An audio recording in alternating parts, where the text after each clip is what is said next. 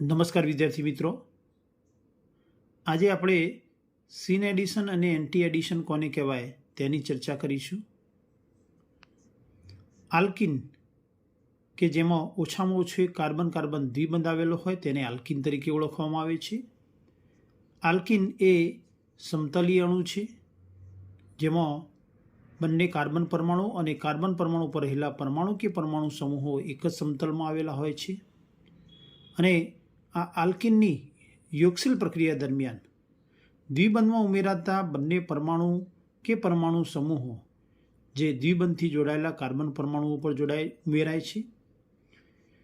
જો બંને પરમાણુ કે પરમાણુ સમૂહો સમતલની એટલે કે દ્વિબંધની એક જ બાજુએથી ઉમેરાતા હોય તો તેવા યોગશીલનને સીન યોગશીલન તરીકે ઓળખવામાં આવે છે.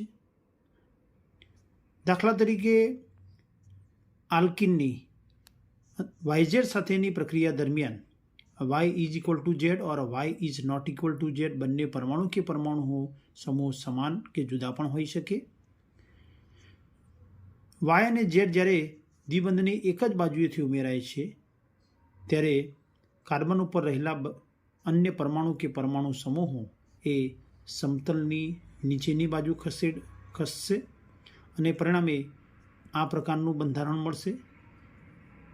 એટલે અહીં Y અને Z એ ઉપરની બાજુએ જ્યારે પરમાણુ કે અન્ય પરમાણુ કે પરમાણુ સમૂહો સમતલની નીચેની બાજુએ હશે અને તેનું ન્યુમેન પ્રોજેક્શન દોરીએ કે જેની અંદર આગળના કાર્બન ઉપર Y અને પાછળના કાર્બન ઉપર Z બંનેને ન્યુમેન પ્રોજેક્શનથી દર્શાવ્યું તો Yની પાછળ Z ઢંકાયેલો હશે એટલે કે ગ્રસિત બંધારણ જોવા મળશે.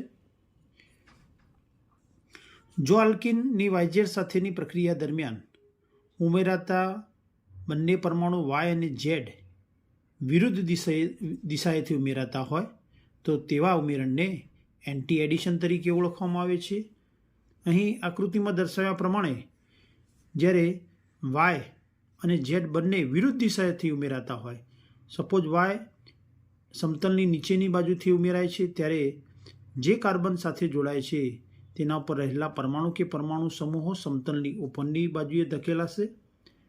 જ્યારે Z Yની વિરુદ્ધ દિશાએથી એટલે કે સમતલની ઉપરની બાજુથી ઉમેરાતો હોય તો જે કાર્બન સાથે જોડાય છે તે કાર્બન ઉપર રહેલા પરમાણુ કે પરમાણુ સમૂહો સમતલની નીચેની બાજુ તરફ ધકેલાશે. પરિણામે જે યોગશીલન નિપજ મળશે તેનું સોહર્સ બંધારણ આ પ્રકારનું થશે. તેનું ન્યુમેન પ્રોજેક્શન જોઈએ તો આગળના કાર્બન પર રહેલ Y સમૂહ અને બંને વિસ્થાપિત સમૂહોને દર્શાવેલ છે, જ્યારે પાછળના કાર્બનને અહીં આગળ આકૃતિમાં દર્શાવ્યા પ્રમાણે જે સર્કલ છે તેની સર્કલથીની રેખાથી પાછળના કાર્બનને દર્શાવેલ છે, ત્યારે Z ઉપરની બાજુએ અને વિસ્થાપિત સમૂહો નીચેની બાજુ થશે.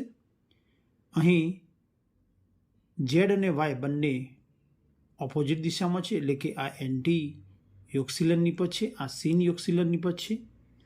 આમ સીન યોગશીલનથી અને એન્ટી યોગશીલનથી મળતી નિપજોના અહીં સોહર્સ અને ન્યુમેન પ્રોજેક્શન દર્શાવેલા છે.